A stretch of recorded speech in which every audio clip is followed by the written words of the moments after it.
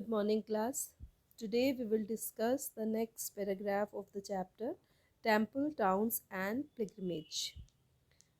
Uh, Previously, we had discussed administrative centers, means the towns were the administrative center. Generally, they were the capital of the kingdom.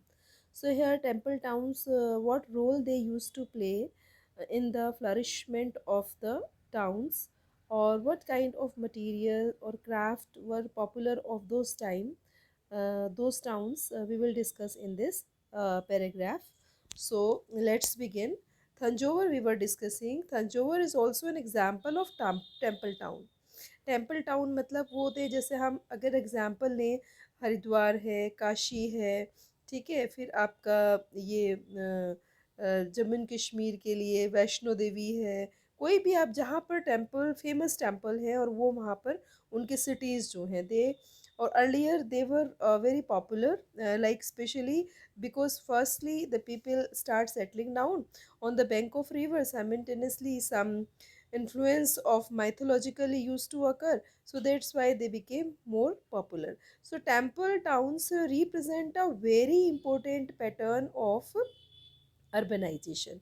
You see today most of the big cities have been established or they have been developed because of that temple, like Haridwar, the Kashi or Varanasi, like all. And the process by which the city developed, the temples were often central to the economy and society. और ये जो temples होते थे ज़्यादातर क्या है, the means they were the central part of economy and society, and rurals build temples to demonstrate their devotion to the various deities. अब जिसमें भी जिसकी आस्था श्रद्धा किसी भी डेटीज़ में, डेटीज़ बोलते हैं भगवान, ठीक है, जिसमें भी है whether god goddesses, so they use to construct all those temples and they also endow temples with grains of land and money to carry out, elaborate the rituals, feed the pilgrims and priests and celebrate festivals etc. तो अब देखते हैं कि मंदिरों से ही सब काम चलता था और मंदिर जो थे वो एंडेव्ड का मतलब है वो ब्लेस्ड कि वहीं से सब कुछ होता था, like granaries of land, sorry grants of land, मतलब मंदिरों के नाम की जगह आप देखते हैं आज भी बहुत जल्दी सब लोग दे देते हैं. तो मंदिर जो बनते थे वो ग्रांट लैंड्स पे बनते थे जिनको वो ज़मीन दान में मिलती थी, ठीक है. And money to carry out elaborate rituals, और उनके लिए पैसा भी जल्दी मिल जाता था रिचुअल्स फेस्टिवल्स के लिए. तो फीड पिलग्रिम्स, जो वहाँ पर रहने वाले लोग थे उनके लिए भी दान दक्षिणा काफ़ी हो जाती थी. And priest and celebrate festivals, और वहीं से ही सारे फेस्टिवल्स चलते थे. So pilgrims who flocked to the temple also made donation. जो पिलग्रिम्स थे वो ज़्यादातर जो ग्रुप्स में होते थे टेम्पल्स में, तो उनको डोनेशंस काफ़ी आती थी जिसकी वजह से ये मंदिर चलते थे. अच्छा, यहाँ पर एक एग्जांपल दिया हुआ है दिस आइडॉल का, ठीक है. ये जो मूर्ति है, जो स्कल्पचर है, ये एक श्री कृष्णा का ही जैसे एक व्यू ऑफ पिक्चर है, तो उसको हम देख सकते हैं. लेकिन यहाँ स्पेसिफिकनेस क्या है इसकी, that is the bronze idol.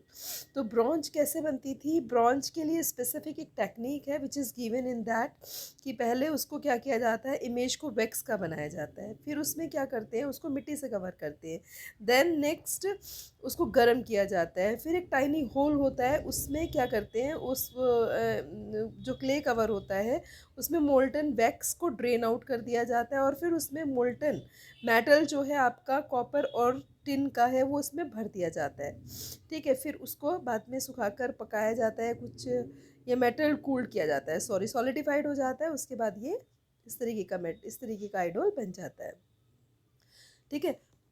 तो temple authorities use their wealth to finance the trade and banking, and gradually a large number of the priest workers artisans traders etcetera. तो टेम्पल अथॉरिटीज़ होते थे. अब temple authorities यहाँ पर अगर हम कहें स्पेशली, क्या वो टेम्पल होल्डर्स यानी प्रेस्ट ही होते थे या उसके पीछे और भी चलते थे. देखिए, राजाओं का भी सारा काम मंदिरों से ही चलता था क्योंकि वो प्रेस्ट पे सबसे ज़्यादा बिलीव करते थे, भरोसा करते थे.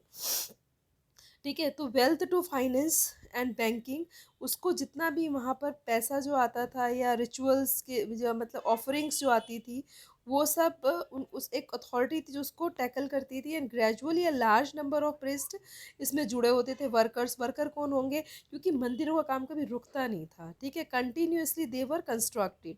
आर्टिजियंस, ठीक है, जो उसमें काम करने वाले, क्राफ्ट्स हैं या फिर ट्रेडर्स हैं, etcetera, settle near the temple to cater each needs those of the pilgrims. तो यहाँ पर धीरे धीरे एक मार्केट जैसा एस्टेब्लिशमेंट हो जाता था कि जो पिलग्रिम्स थे, यहाँ पर रहने वाले जो पूजा पाठी लोग थे, धार्मिक लोग थे, उनकी ज़रूरतें यहीं से पूरी होती थी। 10 ग्रीव टेम्पल टाउन्स, और ऐसे क्या हुआ, टेम्पल टाउन बढ़ते चले गए।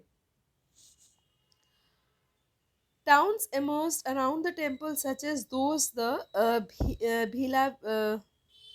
Bilaswin, and that is Bhilasa or Vidasha in Madhya Pradesh, and Somnath in Gujarat. Other temple also included Kanchipuram and Madurai in Tamil Nadu and Tirupati in Andhra Pradesh.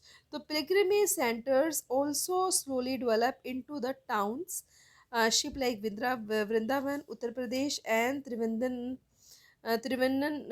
Malai, Tamil Nadu, are the example of two such towns, and Ajmer, Rajasthan, the capital of Chauhan kings and 20th century, and later became the Suba, headquarters under the Mughals. ये सब हम चीज़ें पढ़ चुके हैं, सूबा वगैरह इनको बताने की ज़रूरत नहीं है, ठीक है। तो these were famous. It provides an excellent example of religious coexistence.